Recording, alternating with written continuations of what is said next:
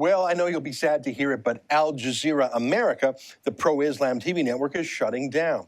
Normally, I don't express joy when a media organization shuts down, even one whose views I strongly disagree with. I mean, free speech, right? Let people be exposed to all manner of voices, even offensive ones. But Al Jazeera is not a real journalistic organization. It is owned by the dictatorship of Qatar, an OPEC emirate. It's like a government's spin doctors, and the government, in this case, isn't even a democracy. It's an awful, bigoted enemy of freedom. So Al Jazeera has the affectations of a news organization.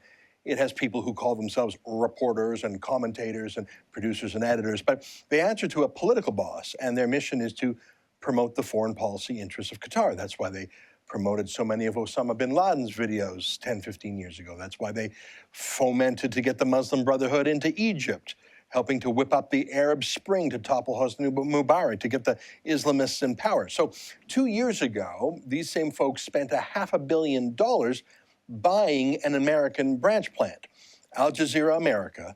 Funny enough, they bought the existing TV channel that started out as a CBC News World International. That's what it was called. That was bought by Al Gore, who turned it into Current TV. And that was then sold to Al Jazeera for a whopping $500 million. Al Gore became one of America's richest men by taking money from an oil dictatorship. Think about that, from the global warming guy. What a hypocrite. But hey, wouldn't you take $500 million too, or your share of it?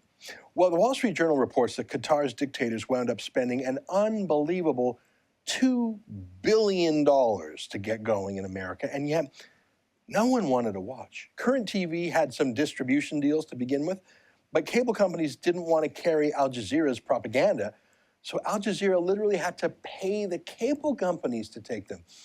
As in, not the other way around. Normally, cable companies have to pay for channels like, ESPN or whatever. Here, Qatar had to really bribe their way into homes, but still nobody watched.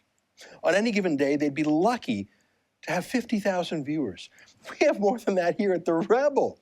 And yeah, we didn't need $2 billion for it. So they're shutting down. Al Jazeera, the mothership based in Qatar, will still be around, but their fifth column in the United States is gone.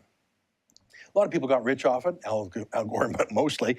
Second-tier journalists who got first-tier paychecks to work for an odious employer. Lots of Canadians like Ali Velshi and Avi Lewis and Tony Berman. Those last two came from the CBC till they worked at the CBC till Al Jazeera gave them a better offer.